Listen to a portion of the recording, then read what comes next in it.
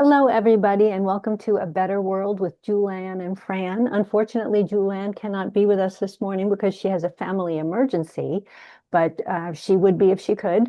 And I am Fran, and this morning we're talking with Lori McMacken. Welcome, Lori.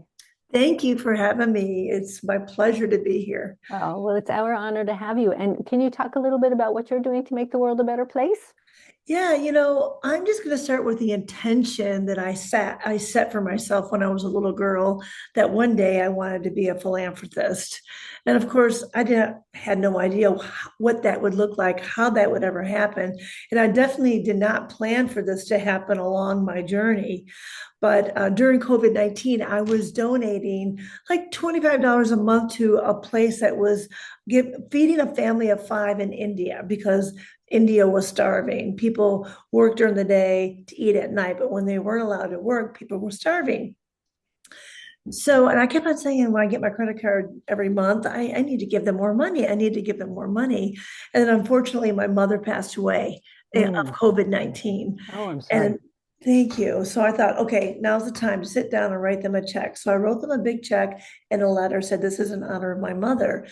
And I received a phone call from the president saying, you sent us enough money. We have a new initiative of clean water wells to we can honor your mother through a clean water well in India.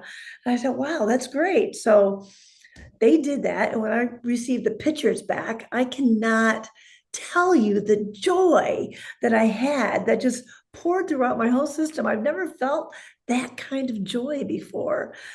So, about 2 months later, my girlfriend passed away. Oh, I'm so sorry. I know. And so she was like in my circles at the time. I was teaching classes online. And so I thought, well, I'm going to buy her a well too it was like a legacy well. You have their name on it and the years they were in, you say something special about them.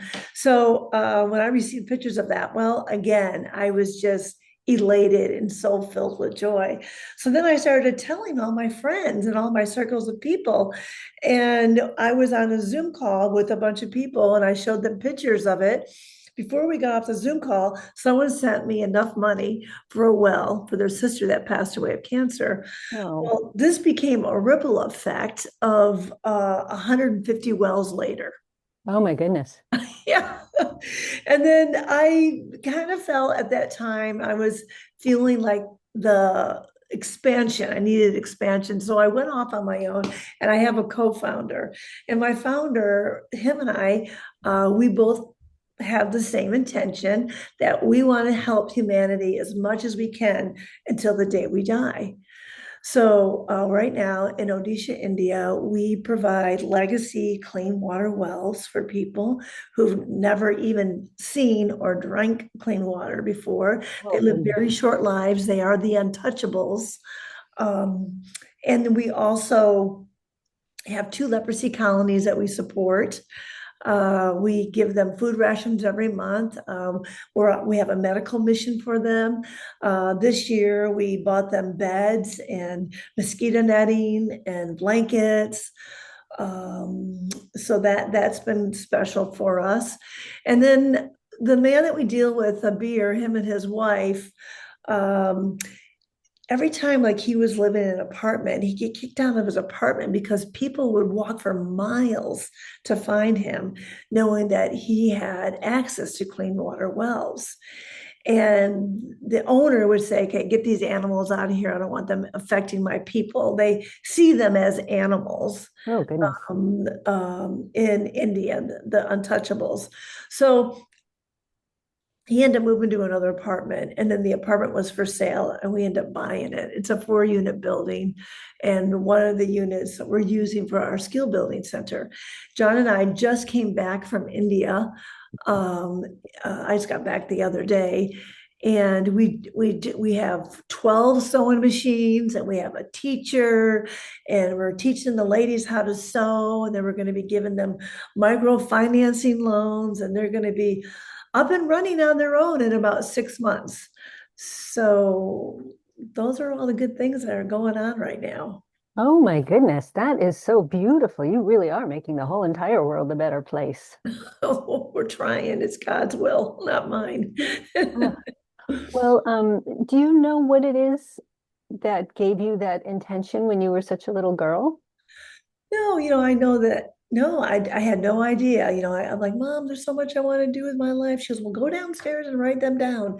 I think the power of writing something down kind of seeps into the subconscious mind. And so I did. I wrote it down. I wanted to be a professional dancer. I want to travel the world. I want to be a philanthropist. I mean, those were things that were on my list. How it all was going to happen, how it all unfolded, that was just focus and discipline, basically. That's true. Yes, when you write something down, that's an ideomotor activity. You're using it's physical and mental at the same time. You're thinking about it and you're physically writing it. So it's stronger than just thinking about it. So you're absolutely right. Yeah, and did you recently when I was in India, I had a lot of challenges on my travel this time, but when I was on Facebook, all the posts were talking about the Buddhists, walking to the White House. Mm, And then they gave this amazing talk, and yeah. it was teaching people that peace is a choice. It's not something that, it's given, it's a choice. No matter what's happening in the outer world, you decide you want to be peaceful. And they also said, you write down on a piece of paper, today is going to be my day of peace. And when you write it down and you repeat it over and over, then no matter what's happening on the outside world, today is going to be your day of peace. So I really love that lesson that they gave recently to the American people. That's beautiful. And when did you begin the organization, the Butterfly Effect? We're just a year old.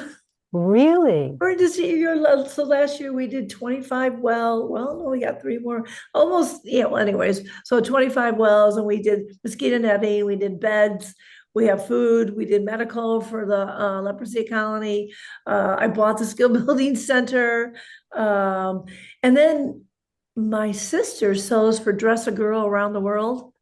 And so it's these sewing circles of ladies that make dresses for little girls around the world. So I took Oh, 101 dresses to India, and then my partner John does a lot of work in Africa, and he took 102 dresses over to Africa after India. And oh my goodness. Wow. that was fun. So it branches out in a lot of different directions then. Yeah, I guess, I just have to be open to go where it goes. And you're able to do that?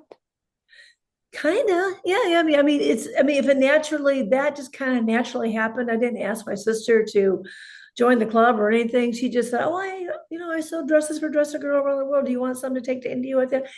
Just kind of happened like that. Oh, that's wonderful. They call that a synchronicity. Yeah, Yeah. synchronicity, right? Beautiful thing that happens. It seems to happen like coincidentally, but maybe it's not really so coincidental. I don't think so. No, Yeah, not at all.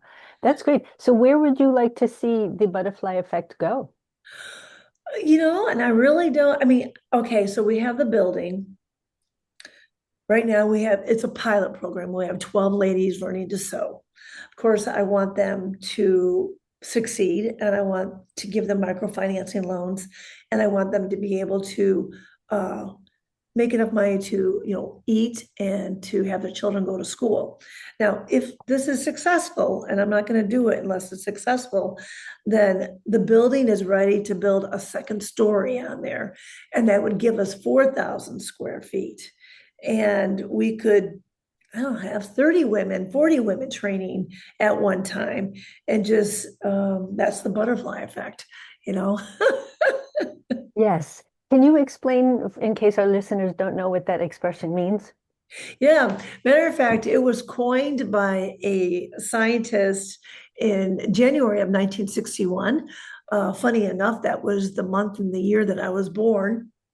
And so he discovered that if a butterfly flaps its wings in Brazil, the energy, of that butterfly flap um, will go all the way into Ohio, and it actually could cause a tornado. So Wow. it's a ripple effect. So when, let's say, an act of kindness happens in Carlsbad, California, that butterfly effect ripples all the way out across the sea into India to give these people clean water, you know. That's wonderful. So when you go, you mentioned that you were just on a trip Yes, I just got back. from India. Uh-huh. And when you're there, do you actually participate in the building of the well? No, no, no. Those are all done. The beer is the micromanager of the building of the well, No. but I get to participate in all the blessings. So what happens is we go there. I mean, these people are so beautiful. We visit their village, and right, they've been waiting for us all day long, and they have garlands made up for us, and they No. put paint on our third eye, and we Oh, dance with them, and then we go to the well, and I give like a little spiritual talk. And then after that, I ask them what was life like before the well, and they tell me, how what happened to them. And then I ask them if they have a message for the donor, and they give us messages of love to come back and to give the donors. So it's really a beautiful experience. no, that is so lovely. Yeah, Yes, yeah. I visited your website and I noticed that you have a lot of pictures of the people that you're working with there in India. Yes, yeah, yeah, yeah. We have all of our wells on the website, and we've got the leprosy colony on the website, um, and we just took on a little orphan in the leprosy colony. There was a little boy who his parents had leprosy and they were kicked out of their village. Okay. And then they went into the leprosy colony. At the time, the colony didn't have clean water, didn't have food, it didn't have medication, it had nothing. And the parents died. And now they have this 2-year-old little boy. Oh, goodness. Yeah. So the leprosy colony raised him. And I think about a couple of months ago, I was asking Thabir because every month he sends me food. He sends me pictures of the food rations in the medical camp. And I said, I keep seeing this little boy in the camp. Who is this little boy? And he told me the story. And then he told me that they put him in school, public school, like 2 weeks before I asked that question. And because there's such a stigma around leprosy, I mean, if you have leprosy, all you have to do is take an antibiotics, like having a cold, it'll get healed. But there's such a stigma, and they don't cure it, and they don't take care of it right away, that people are afraid of it. So the little boys got in a fight with him and took him out to the jungle and tied him to a tree, Oh, my and he goodness. didn't come home at night. So the leprosy people called up the beer, and he went and checked on him, and he made the kids take him to where he was and untied him from the tree. So it was really sad. So, anyways, we wanted to get him a sponsor, someone who would we want to educate him. That is going to be his only power in the future. But Right. obviously, he's not going to fit in society. He's already been traumatized. So we did find a tutor, and now we're tutoring him. And I'm thinking that I might want to build a little schoolhouse for him, just a one room, because it rains 6 months out of the year. They have monsoons there, so he Ugh. can have a private tutor go in there and teach him. Just right now, he just needs the basics, whatever of Odia, because I speak Odia, but he needs to learn Hindu and English, and get him on the computer. And at least that will empower him one day to not be afraid of society and to get out there and be able to communicate. Otherwise, yeah, he'll have problems. So you mentioned that when somebody has leprosy, they can just take an antibiotic and be cured. Are antibiotics available to them? Not really. It's like they're supposed to be available, but we're kind of dealing with a corrupt government. Mm, We do now. We are paying for their medication, and we are taking care of them. And we started that in October. That was John. This is John's, my partner, his ministry, his mission that he wants to do, and their wounds are already closing up, and they're already feeling better. And we've had some very exciting results. And we were there during the medical camp this time, and it was good. can they, once they are healed of leprosy, can they reintegrate into society or does everybody know? No, a lot of them already lost their fingers, and their Oh, toes. They lost their digits already, or they might eyesight, or They have facial deformation. Right, There's other side effects that they're already having, but we can definitely, there's two babies in there. We can definitely help the kids, right. so they don't have to go through that when they get older. But yeah, it's very sad. It is very sad. I know that that particular ailment is older than, I mean, it's mentioned in the Bible, isn't it? Yeah, Ben-Hur, that's all I knew is it Yeah. was in in that movie Ben-Hur. No, Yeah. that's a leprosy colony. I didn't know that we had that. We there is a little bit of leprosy in the United States, but not much, and it can be cured right away. Um, so like if people eat armadillo, there's lepra in armadillo, and Oh, a lot of, some people do. well, I guess they don't have a lot of choices there. If they, Yeah. you have to go Well, with what's that's here in the available. United States how they get it. Oh, Yeah, yeah, wow. yeah, yeah. But they can cure that right away. It's not, leprosy is not a big deal. It can be cured like anything else. But you have to catch it. If they're living in poverty and they're living in dirty conditions, they have leprosy, then they're going to start losing, their digits. And it just gets worse and worse and worse. Oh, goodness. It's very sad. Yes. Oh my goodness. So, how big a community is able to benefit from one of your wells? Oh, anywhere between 100 to 500 people. And our wells are $1,950. That is probably the cheapest well that you are going to find anywhere in the world, but the most well-made well, because we go 250 feet down past the Black Rock, and Thabir, he micromanages everything. There has been no problems with any of the wells. I would say it's the best bang for the buck if you want to honor a family member or do a legacy for someone in your life. Um, some of the messages, one message I got, I'll never forget, was a stranger from a very far land heard our prayers and poured their love upon our village. Oh, that's Yeah, very sweet. yeah, yeah. Do you want to see a couple pictures of the Oh, that wells? would be great. Thank you. Okay, I have some here. Shall share the screen. Here we go.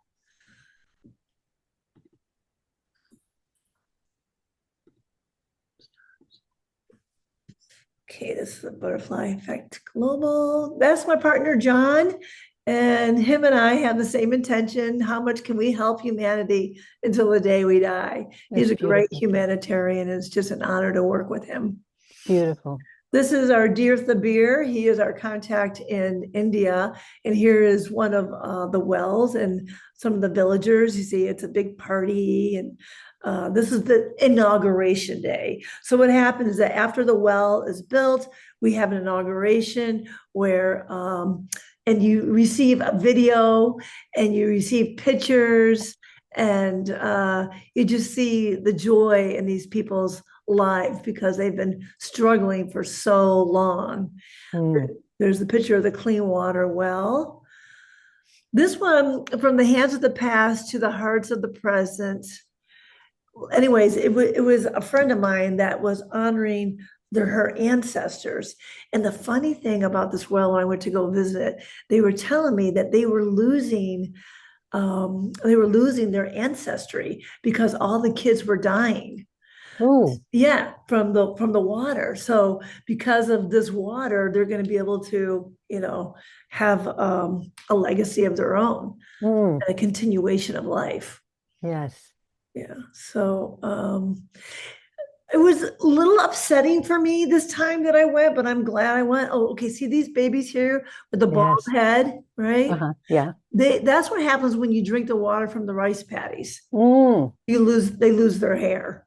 So that's what would happen to them. Does But it ever grow back if you stop drinking that water? yeah, yeah, yeah, Oh, yeah, good, good. yeah.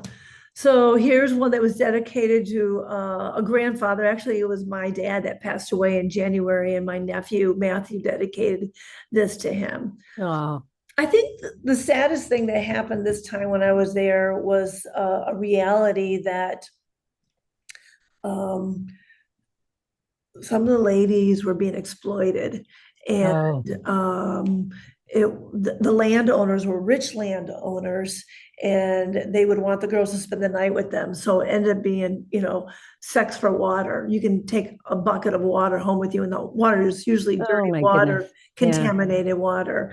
The problem with that, I mean, there's a lot of problems with that. These little virgins, number one. So, and number two, they can't marry now. No one's going to marry them. And if they did get married, the husband found out about that, then they can divorce them. So now they're sacrificial lambs for the betterment of their village.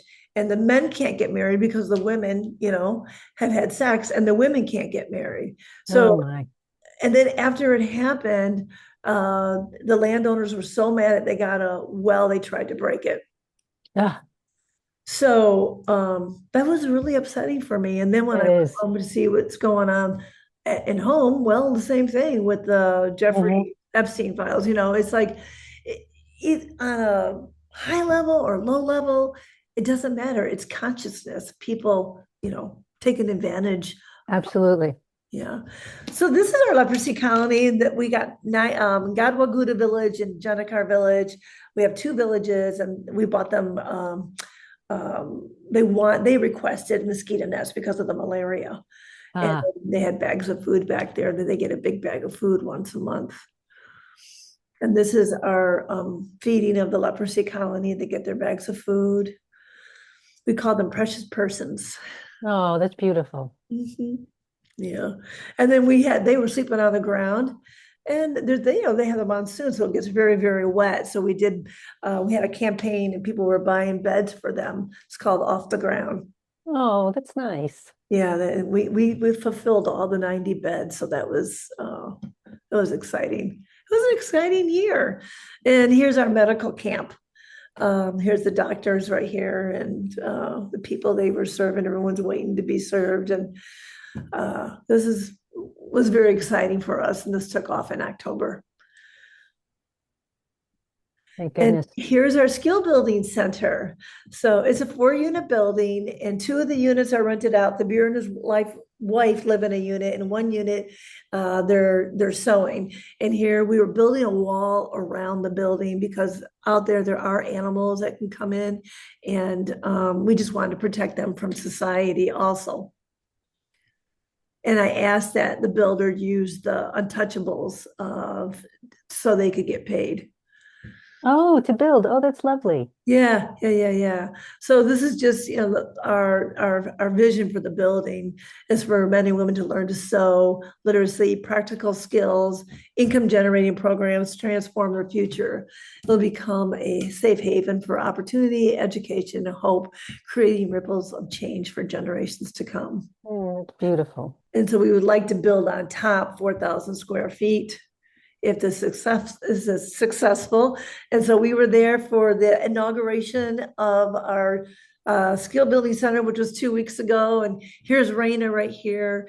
She has a master's degree in counseling, and she's going to counsel the ladies and work with self-esteem, help them with the income generating program. They get a meal once a day, and it's just really a beautiful thing. And this is the picture that I took last week of the ladies. We have 12 machines and 12 ladies. And this lady up front here is the teacher, and she was sewing the first stitch. So it was kind of our little inauguration. Oh, that's lovely. And here's my sister. Every day she makes a dress called Dress a Girl Around the World. And I took all these dresses to India. And this was fun distributing the dresses. And here are our little girls. They're so cute. What was fun about this is that they had pockets and to put their treasures in, and they loved their pockets. You can see they all have their hands in their pockets. So cute. So precious, so precious. Very, very precious. So anyway, that's my share with Oh, thank you going so much on. for sharing all of that. You're welcome. That's wonderful. If people would like to donate to the Butterfly Effect, how do they get in touch with you? How would they do that? Well, you can go to www.butterfly Affect Global, it's all one word, .org. If you want to email me directly, you can go to Lori at butterflyaffectglobal.org. But thank you so much for having me on. This is the first time Oh, I did a podcast. well, you're a natural at it. You're very good. And thank you so much, not only for being our guest, but for everything that you're doing. And, I hope that you do know that even the energy of what you're doing, like the butterfly flap, is putting, it's making the world a better place. Just as you're even thinking about doing another nice thing, it's really making a huge impact on the world. And I really appreciate you doing that. Thank you. All Namaste. right. And thank you. Namaste to you. Okay, well, this has been another episode of A Better World with Julann and Fran. Please like and share this video, and please join us again next time, won't you? Thank you for joining us.